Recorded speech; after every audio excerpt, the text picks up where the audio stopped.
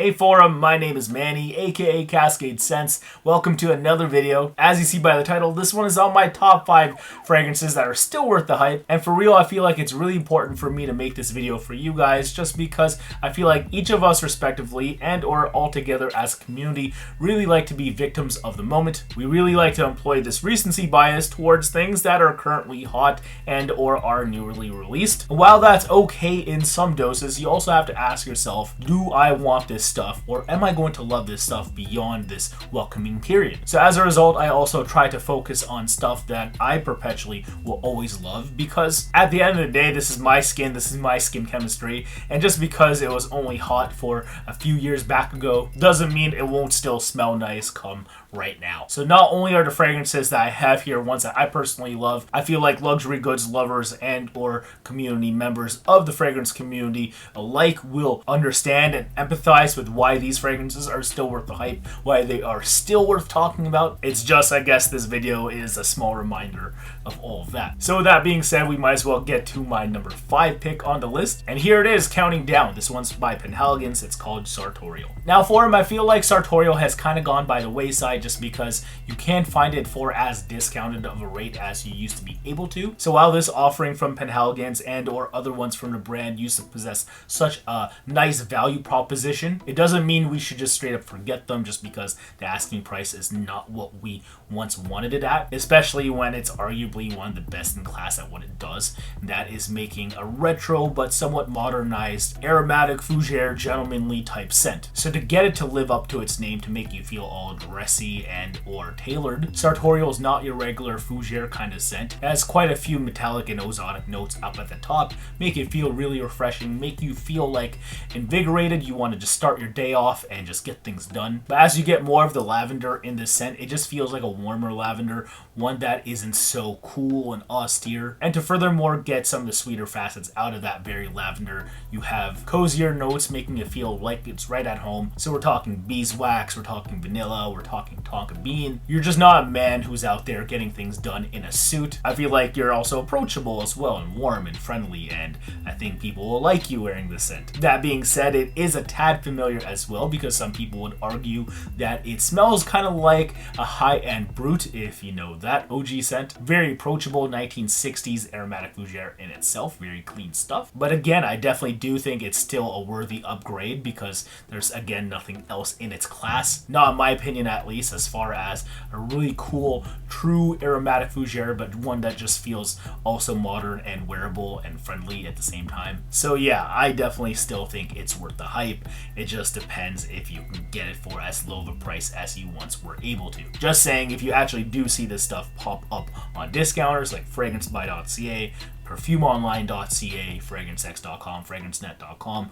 places like that, definitely sweep it up. You won't regret it, and or if you do, at least someone will buy it for probably the price that you just bought it at, and or maybe more. Again, just because it value-wise as a pretty penny is just getting prettier and prettier seemingly as years go on. So yeah, what else can I say? Definitely check it out. This one is Penhaligon's Sartorial at number 5. Alright, moving on to my number 4 fragrance that is still worth the hype. Here we go with none other than Allure Homme Édition Blanche by Chanel. Now it's quite simple to why this fragrance makes a list, just because I think that after all these years, after all the concentrations, it is still also, again, the best in class. Just saying, as far as the designer level, I can't think of another summer gourmand out there that is as high quality as this. So scent wise, you're getting a really vibrant lemon, a little bit of pink pepper as well, just to offset it, make it feel like it's popping in your nose as well. So a sweet, bright juiciness, but with a little bit of a kick. And then as time goes on, it gets creamier and creamier,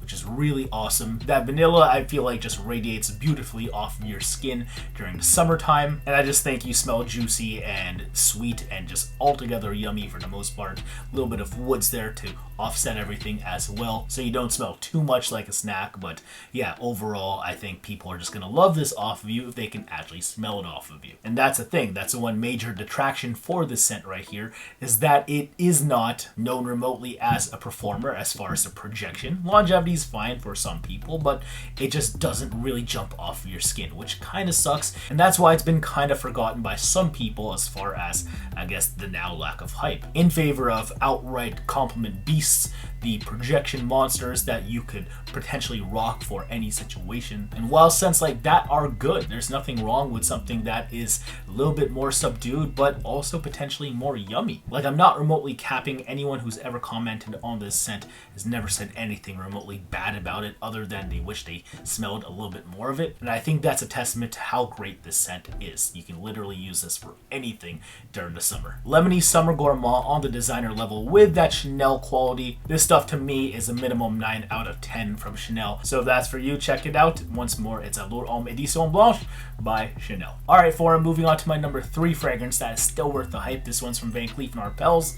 It's called Orchidée Vanille. Alright, what can I say about this scent that I haven't said in recent winters? I think it's an absolute stunner from Van Cleef and Arpels, because I'm not sure if there's another scent out here for as low as what you can get it for that simultaneously tries to create such a wildflower-like accord in how it tries to recreate the orchid sensation in your head. Upon first sniff, it just smells like it's a really nice carnal exotic flower, but they actually make it smell somewhat subdued because ultimately this is a winter scent. So instead here you have this powdery vanilla that takes over for most of the scent. It's really linear from here, but at least it's also going to last a long time.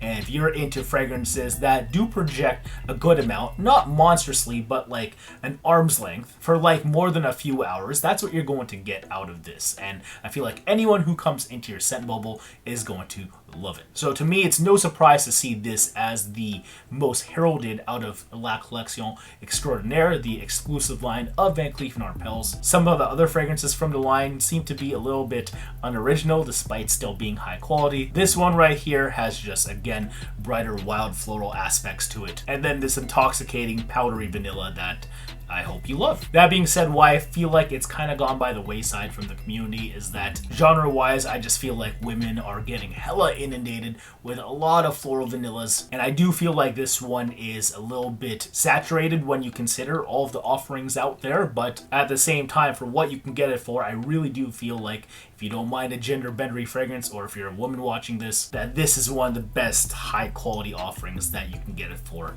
as far as low as what you can get it for. So in my opinion, without a doubt, the best Van Cleef & Arpels fragrance, and perhaps the best that they've ever released. Sorry, Midnight in Paris lovers. Definitely check this stuff out if you are also a quality whore. It is Van Cleef & Arpels Orchidée Vanille. Alright, next up to my number 2 fragrance that is still worth the hype. This one's called Un Jardin sur le Nil by Hermès. Now, I feel like a few years back, everyone's summer list, everyone's spring list would have consisted with this somewhere on it. But again, kind of like Allure Homme Édition Blanche, I feel like this stuff is becoming a victim to other things that people are favoring now. Other criteria, again, longevity, perhaps projection, of course. So sometimes the subtleness, the hyper-realism, despite the quality that goes into those criteria, that stuff just takes a back seat.